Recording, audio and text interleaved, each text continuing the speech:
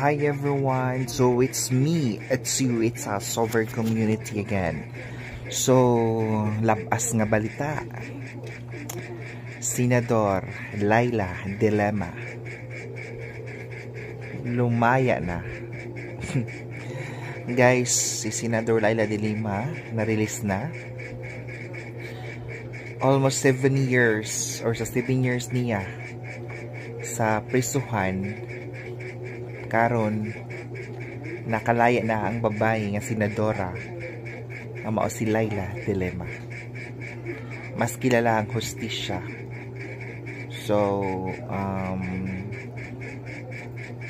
everything happened with a reason, with a purpose. So let's pray nga makita nato ba kung dili sa ta mag-judge kung nga ba siya nahimo nga mali, dili sa ta mag-judge nga wa siya gihimo nga mali, no? So let's pray nga